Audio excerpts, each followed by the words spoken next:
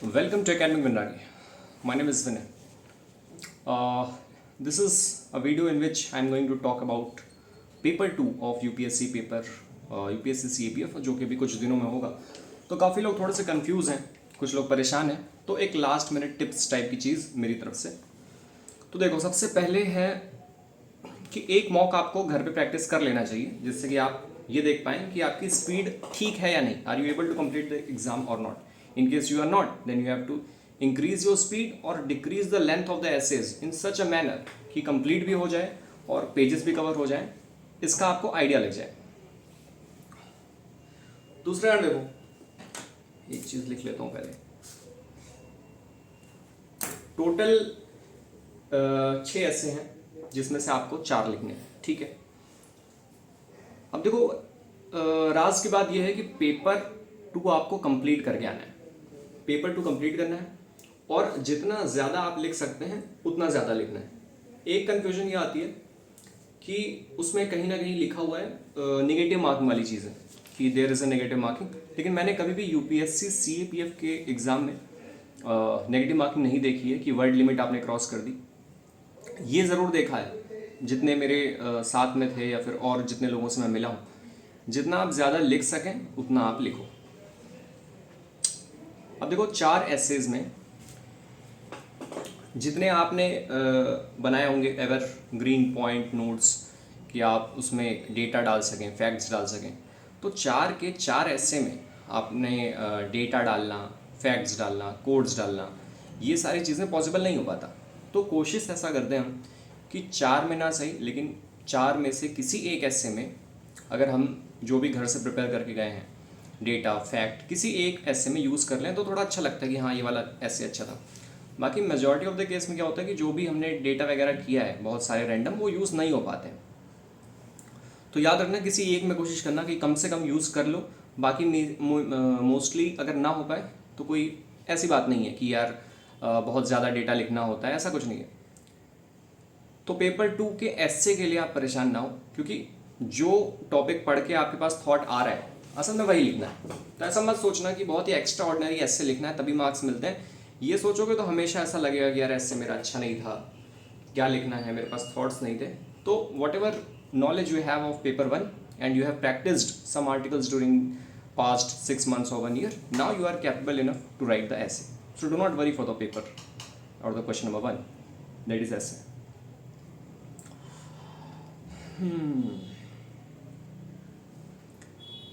और कुछ लोग उसमें लिखते हैं, पॉइंट फॉर्म में लिख देते हैं ऐसे में। तो ऐसे जनरली एक फ्लो में लिखा जाता है, तो मैं भी वही रिकमेंड करता हूँ पैराग्राफ फॉर्म कि 2 या 3 पैराग्राफ आप लिखो।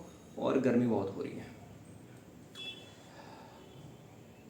अब क्या कर सकते हैं, देखो पहले जो लोग ऐसे से स्टार्ट करते हैं, देखो ऑर्डर सभी का अपना अलग अलग हो सकता है, मैं आपको अपना शेयर कर देता हूँ कि पहले अगर आप ऐसे लिख रहे हैं तो कोशिश करो 1 घंटे आप ऐसे लिख लो। 1 घंटे के जस्ट बाद अगर आप ऐसे से चालू करते हैं तो 1 घंटे में जितने भी ऐसे हो जाएं ठीक, उसके बाद ऐसे को छोड़ देना, मूव टू आर्ग्यूमेंट या फिर ग्रामर सेक्शन, जिसको जैसा ठीक लगता हो। 1 घंटे से ज़्यादा स्टार्टिंग में ऐसे मत लिखना। 1 घंटे में जितना हो जाए, 3 ऐसे हो जाए ठीक है, 4 हो जाए तो भी ठीक है। मोस्टली 17-18 मिनट के आसपास आपको एक ऐसे करना होता है as per the my analysis. दूसरा आर्ग्यूमेंट है। अब आर्ग्यूमेंट में ये इशू आता है कि कितने पॉइंट्स लिखें। तो नॉर्मली जो मैंने अपने पेपर 2 प्रोग्राम में सजेस्ट किया था, या फिर ज़्यादातर लोग क्या करते हैं, 4 आर्ग्यूमेंट लिखते हैं। फर्स्ट थोड़ा सा इंट्रोडक्शन होगा, 2 लाइन 3 लाइन का बेसिक एकदम इंट्रोडक्शन, बहुत ज़्यादा नहीं, और देन आर्ग्यूमेंट पॉइंट्स। और पॉइंट की एक्सप्लेनेशन ज़रूरी है, ये नहीं कि बस इतना लिख दिया, उसको थोड़ा एक्सप्लेन करना है। तो अब देखो ऐसा हो सकता है कि आर्ग्यूमेंट थोड़ा ईजी आ जाए, मतलब कि आपको उस टॉपिक के बारे में पता है। तो अगर उस टॉपिक के बारे में पता है तब तो आप ज़्यादा आर्गुमेंट पॉइंट सोच सकते हैं। मान लो पॉइंट इजी है, तब तो ठीक है, जितने आ रहे हैं लिख दो, 4 लिख दो, 5 लिख दो, 4 ऑप्टिमम मान के चलते हैं। इन केस आर्गुमेंट थोड़ा सा टफ आता है, मतलब कि उस पर आर्गुमेंट पॉइंट सोचना उस गिवन 3 घंटे के टाइम में थोड़ा मुश्किल का काम है। आप 3 ही पॉइंट सोच पा रहे हैं, तो अगर आप 3 पॉइंट सोच पा रहे हैं तो उनकी लेंथ और इंक्रीज कर देना। When you are writing 1 argument, increase the length, do not write just 4 lines, write 6 lines, 7 lines और 8 लाइन्स। एंड सेम, अगर आप 2 ही आर्गुमेंट पॉइंट सोच पाते हैं तो उनकी लेंथ और इंक्रीज कर देना। तो ये एक जनरल पैटर्न है, आप समझ पा रहे हैं कि जितने आर्गुमेंट्स आप अगर चार है तो ठीक है, चार चार लाइन, तीन तीन लाइन, हर एक पॉइंट को एक्सप्लेन ज़रूर करना। और लास्ट में एक बैलेंस्ड कंक्लूजन आर्ग्यूमेंट में, क्योंकि आपने दोनों तरफ की बातें कर ली हैं तो आर्ग्यूमेंट का कंक्लूजन थोड़ा सा बैलेंस्ड होना चाहिए। तो third one is report. Report में आपको ध्यान देना है कि एक्स वाई जेड या ए बी सी का यूज़ करना है, अपना नाम और प्लेस डिस्क्लोज नहीं करना है। और कुछ लोग लास्ट में सोर्सेज भी लिखते हैं, तो जो लोग सोर्सेज लिखते हैं वो सोच लेना कि ये टॉपिक के बारे में हमें कहाँ से मिलेगा इन्फॉर्मेशन, है ना। कुछ लोग जो मेरे प्रोग्राम में थे वो न्यूज़पेपर लिखते थे, the Hindu, Times of India, Indian Express. तो सारे सोर्सेज न्यूज़पेपर नहीं मेंशन करने। You can mention one of the sources as newspaper and write other source as PIB या किसी की रिपोर्ट। कोई एक न्यूज़पेपर मेंशन कर दो, लाइन से सभी न्यूज़पेपर को मेंशन नहीं किया जाता। और बॉक्सेस जिनका मन हो वो रिपोर्ट में बना सकते हैं, ऐसा कोई वो नहीं है, बनाओ तो भी ठीक, टाइम हो तो बना देना, अच्छा लगेगा, क्योंकि जितना अच्छा रिप्रेजेंटेशन होगा उतने ज़्यादा मार्क्स आने के चांसेस। अब ये यहाँ पे लिखने का काम खत्म, ऐसे आर्ग्यूमेंट रिपोर्ट। अब इनको अच्छा बनाना है। ग्रामेटिकल एरर्स अगर कम होंगी तो बहुत बढ़िया, राइटिंग अच्छी होगी तो और बढ़िया।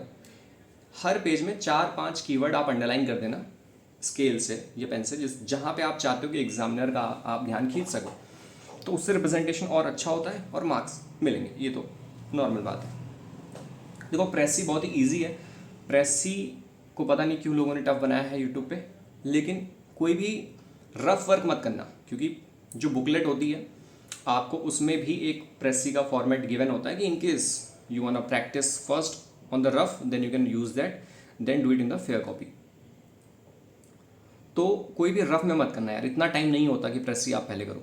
प्रेसी का सबसे आसान तरीका क्या है, पढ़ो, समझो, वापस से पढ़ो, मतलब 2 बार पढ़ लो और बस लिखते जाओ। अपने ओन वर्ड्स में लिखना है। तो जो भी आपने पैसेज पढ़ा, जो आपने इन्फर किया, वो अपने लैंग्वेज में स्टार्ट कर दो। तो प्रेसी जब स्टार्ट करना तो अपने ओन वर्ड्स में करना, और बाद में जहाँ जहाँ ज़रूरत लगे तो पीछे पलट के उस पैसेज से पढ़ के वो वाली चीज़ें ऐड करते रहना।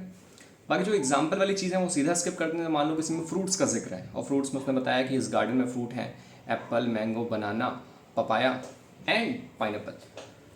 तो जब आप प्रेसी में लिख रहे होगे तो ये सारे एग्जाम्पल मत इंक्लूड करना, थोड़ा और छोटा हो जाएगा कि there was a garden, it has many fruits, और छोटा हो जाएगा।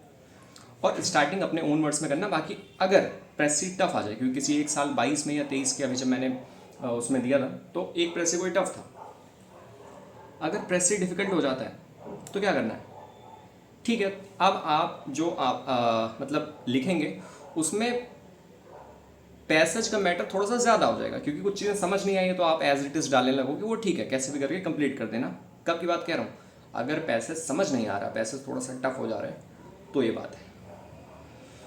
यहाँ माइक में लाया नहीं हूँ और फैन फिर से बंद है। The fifth question is passage, unseen passage. उसमें क्या करना है, सेम पैसेज पढ़ना है, और लेकिन पैसेज नहीं पढ़ना है। जो सबसे बढ़िया ट्रिक मुझे लगती है वो यही है कि सबसे पहले first of all you must read the questions directly. So when you will read the question you will get the idea कि ये किस चीज़ के बारे में पैसेज है, एनवायरनमेंट के बारे में है या टेक्नोलॉजी के बारे में है, डिफेंस के बारे में। तो क्वेश्चन पढ़ने के बाद पैसेज पढ़ना स्टार्ट करना, जिससे कि जब आपको ये मत सोचना कि क्वेश्चन ने क्या पूछा है मुझे वो पढ़ना है, बस एक जनरल आइडिया लग जाएगा कि पैसेज है किस चीज़ पे, तो वो बड़ा इंपॉर्टेंट है। देन रीड द पैसेज, उसके बाद क्वेश्चन और उसका आंसर। अब देखो पैसेज में कई बार पैसेज इजी होता है, तो उसका जो आंसर है, कोई क्वेश्चन है, मान लो पूछा कि जो अम्ब्रेला है, जो छाता है, वो किस कलर का है, और पैसेज में कहीं साफ आंसर है कि it is of black colour, तो आंसर में ये मत लिख देना कि the umbrella is of black colour, क्योंकि ये 4 मार्क्स के हैं, तो हो सकता है आपको मार्क्स ना मिले। तो ऐसे केस में थोड़ा सा एक्स्ट्रा लिखना होता है। तो इन दिस केस जहाँ पे क्वेश्चन बहुत ही ईजी है, स्ट्रेट फॉरवर्ड है, आंसर मिल रहा है, लेकिन 2 लाइन की बजाय आपको उसको 4 या 5 लाइन तक लिख देना है। But on the other hand अगर कोई ऐसा क्वेश्चन है जिसकी नॉर्मली एक्सप्लेनेशन 5 लाइन की है, कुछ ऐसा पूछा है कि माउंटेन पे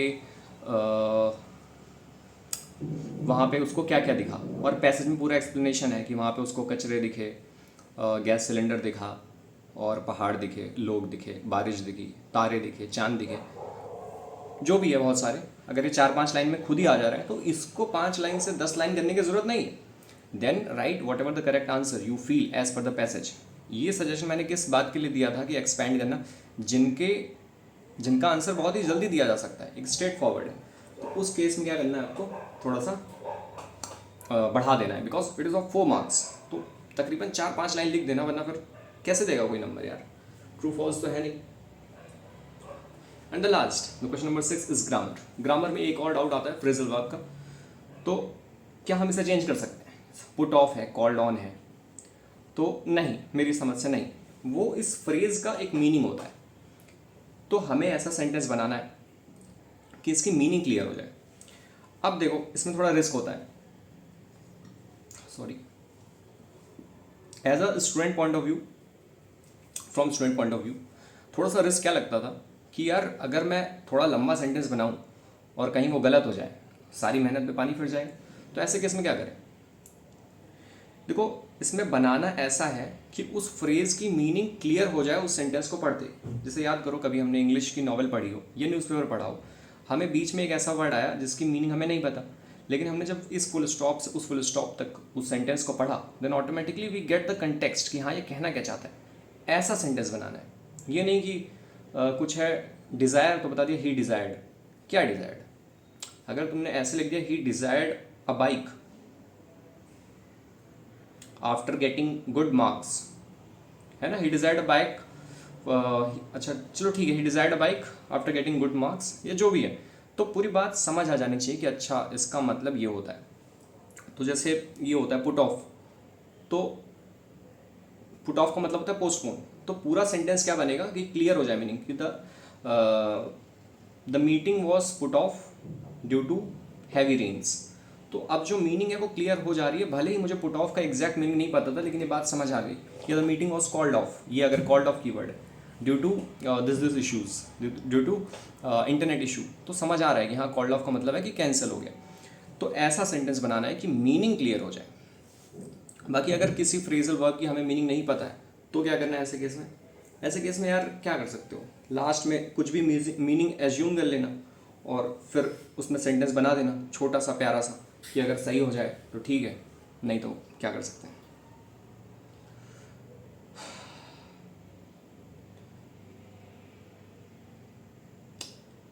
पेन का एक डाउट आता है कि पेन ब्लू लेना है ब्लैक लेना है, क्योंकि कई लोग line by line admit card को पढ़ते हैं, क्योंकि मैंने भी पढ़ा था और मुझे भी ये 2 डाउट थे कि यार नेगेटिव मार्किंग पेपर 2 में कैसे होती है, तो उसका मैंने क्लैरिफिकेशन कर दिया. वो एक्सीडिंग द वर्ड लिमिट करके या फिर कुछ और एलिजिबल नहीं उसमें होता, लेकिन मैंने कभी नहीं देखा किसी की मार्कशीट में कि नेगेटिव मार्किंग हुई हो, क्योंकि वो बाद में अलग से कॉलम आता है, CSE में तो आता है. तो ऐसा बिल्कुल नहीं होगा, पेपर 2 में नेगेटिव मार्किंग नहीं होगी. वो अगर मार्जिन की इधर कर दिया या फिर कुछ वायलेशन हुआ तो शायद होता हो. बाकी जितना लिख सको लिख देना. इतना टाइम ही नहीं होगा कि इतना लिख सको, but try your best to write as much as you can, because that's a subjective exam और इन्हें ज़्यादा लिखा हुआ चाहिए. Pen black, blue, pilot pen, ball pen, gel pen, any pen you can use. और क्या है?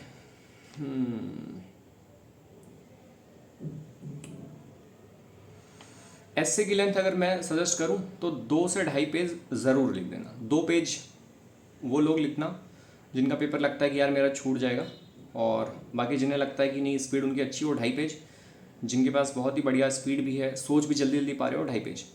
एक और चीज़ कर सकते हो, जैसे कि 3 ऐसे आपने अच्छे से लिख लिया, जो चौथा ऐसे है उसको मैंने लास्ट के लिए छोड़ रखा है, कि जैसे जो मुझे थोड़ा कम अच्छे से आता है तो लास्ट में दिमाग भी तेज काम करता है, पेन भी तेज काम करती है. तो मान लो सारा कुछ कर लिया और एक ऐसे मैंने छोड़ रखा है और लास्ट में ऐसे लिखते लिखते कुछ भी लिखते जमा कर दिया. या फिर 2 ऐसे मैंने फुल बहुत अच्छे से लिखे, तीसरा थोड़ा सा आधा छोड़ रखा है, क्योंकि अगर टाइम मिला तो वापस आके उसे कंप्लीट कर दूंगा. तो वो अपनी अपनी स्पीड के अकॉर्डिंग देखना, क्योंकि पेपर छूटना नहीं चाहिए कुछ भी. क्योंकि भले ही थोड़ा कम लिखो, लेकिन ऐसा नहीं कि एक रिपोर्ट बहुत अच्छी लिख दी दूसरा छोड़ दिया. दोनों लिख दो, 7.5 मतलब 75% दोनों लिख दो. It's better than you are writing 100% one and you are leaving the other report. Do not do this things.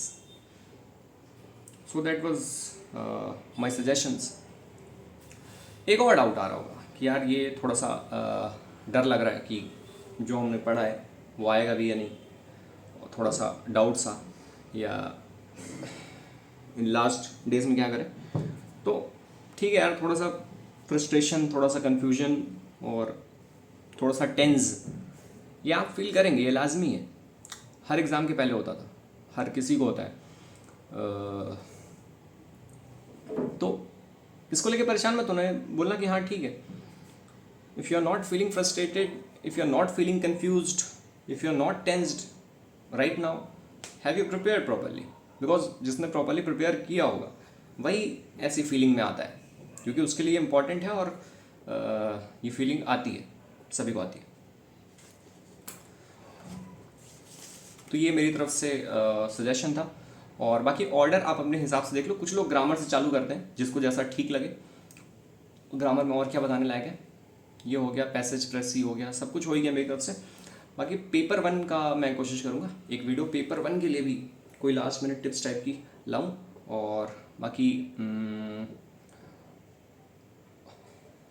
और क्या बोलूँ, ऑल द बेस्ट, बाय।